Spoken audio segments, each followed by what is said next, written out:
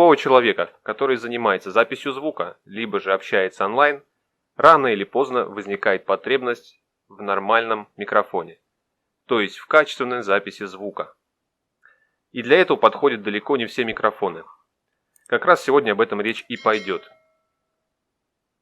Такая потребность настигла и меня. На замену моему старенькому микрофону Genius, который едва справляется с записью звука, я имею в виду качественного звука, приходит новый микрофон. Микрофон фирмы Dexp марки U400.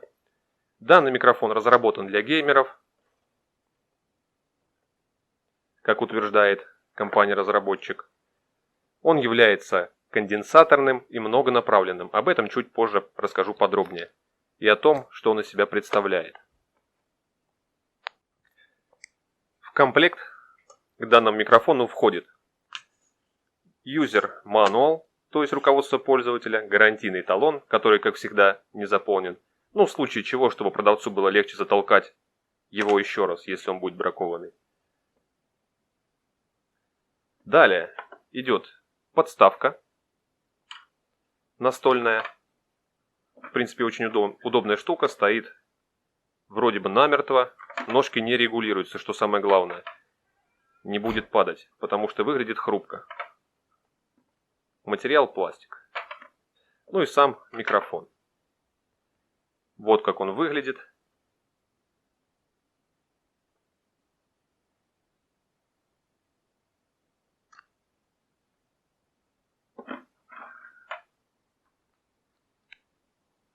Кстати, разъем шнура USB, а не XLR, как во многих других микрофонах, например, как в данной модели. XLR это обычный разъем под звуковую карту, штекерный, 3,5 называется. Длина кабеля в данном микрофоне 1,5 метра.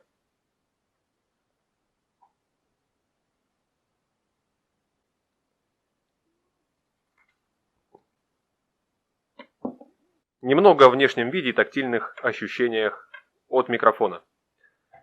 Внешний вид очень интересный, конечно, мнение будет здесь у каждого свое. На поверхности микрофона логотип марки и модели. Очень интересная металлическая сеточка. Сам микрофон, так же как и подставка, выполнены из пластика. Пластик достаточно мягкий и очень интересный на ощупь.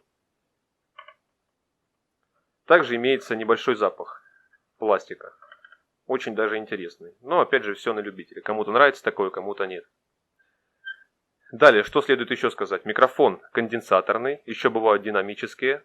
Все это зависит выбор от вашего помещения. Если помещение с эхом, лучше динамический. Если без, то в принципе конденсаторный нормальный вариант, как в данном случае. Естественно, раз он конденсаторный, то скорее всего он имеет две мембраны. И что еще очень важно, он всенаправленный, в отличие от старенького Genius, однонаправленного. Когда приходится либо говорить в упор, либо кричать, звуки получаются искаженные, получается стук, скрежет и помехи. В данном случае этого всего быть не должно. Но пока что мы не пробовали, мы этого сказать наверняка не можем. Это чуть позже. Давайте немножечко пробежимся по техническим характеристикам, что из себя представляет данный микрофон. Значит, я уже сказал, он конденсаторный, всенаправленный, длина кабеля 1,5 метра, тип разъема USB, что, кстати, популярно в современном мире. Разъем XLR уже как бы отходит. Следующее. Частота 50 Гц до 16 кГц. Чувствительность 30 дБ, плюс-минус 3 дБ. В принципе, чтобы микрофон давал вам наибольшее, наилучшее качество звука, вам необходимо выбирать микрофон от 40 дБ и выше. Но в принципе я думаю, что этот вариант средний и по своей цене он достаточно доступный. Насчет цены. Цена его в интернет-магазинах 1200-1300 рублей.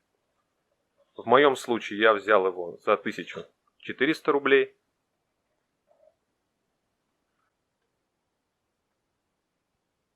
Немаловажный момент, который помог остановиться на выборе данного микрофона, это то, что он имеет, по обещаниям производителям, встроенное подавление шумов.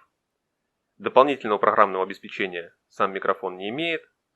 никаких настроек не имеет. Он настраивается, как и все остальные аудиоустройства, с помощью драйвера звука.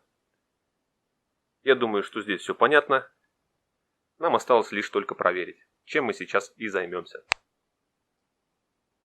Микрофон не требует каких-либо знаний в его установке. Просто подключаем его к USB разъему системного блока или ноутбука. Выбираем его в программе по умолчанию. И сейчас я записываю с него. Никакой обработки звука производиться не будет. Вы слышите сейчас так, как есть. Помещение небольшое, эхо не имеет, поэтому я думаю, что запись звука будет вполне приличная. Также мне не приходится сейчас в упор прислоняться к микрофону. Расстояние мое где-то 15-20 см от микрофона. Можно и чуть дальше. Микрофон звук улавливает нормально. Сейчас для примера я также подключу свой старый микрофон Genius. И мы немножечко поговорим с него. Также обработку звука производить не буду, чтобы вы могли сравнить. Теперь в настройках мы установили старый микрофон.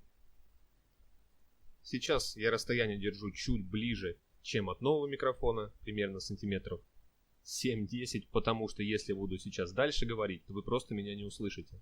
Микрофон однонаправленный, а если я чуть-чуть поверну голову, так вообще вы меня не услышите. Значит, в этом и есть отличие дешевого микрофона от данной модели. Давайте немножечко погуглим, какие же микрофоны вообще можно использовать для нормальной записи звука у профессионалов. Ну или у людей, которые хотят действительно, очевидно, хороший звук. Цены очень сильно различаются. Динамические микрофоны очень дорогие в своей ценовой категории. Ну, так скажем, нормальный студийный микрофон для нормальной качественной записи звука от 3000 рублей и выше. Так что здесь мы можем сделать вывод, что данный микрофон достаточно дешевый по соотношению цены и качества. Ну и конечно же, как же мы обойдемся без КС-экспертов. Как тебе мой микрофон? Слышно меня? Да. Хорошо слышно? Нормально пойдет. Спасибо. Здорово, пацаны. Бля, можете сказать, что по микрофону? Как меня слышно? Давайте подведем непосредственно итог. Что касается дизайна микрофона. Дизайн микрофона выполнен очень даже прилично. Конечно, мое субъективное мнение, но все же. Что касается качество звука записи хорошее. Встроенное шумоподавление имеется, никаких шумов при записи звука не обнаружено. Присутствуют, конечно, и минусы. Минусы с моей субъективной точки зрения. Потому что для кого-то может быть это и плюс. Это то, что микрофон улавливает все шумы вокруг себя. Если примерно в другом помещении или в другой комнате что-то упало, или ваше домашнее животное издало какой-либо звук, мяукнула, к примеру, кошка, это все очень хорошо микрофон улавливает. Да, в каких-то случаях может это и хорошо. В остальном минусом, особенно по соотношению цены-качества для данного микрофона, я здесь вообще не наблюдаю. Потому что хорошие микрофоны для хорошей записи, допустим, которые используют профессиональные блогеры, стоят достаточно дорого. И позволить себе такой микрофон может не каждый. А это альтернативный вариант и для геймеров, как мы выяснили, и для блогеров, и для просто людей, которые любят пообщаться, к примеру, в скайпе или в других каких-либо сетевых приложениях.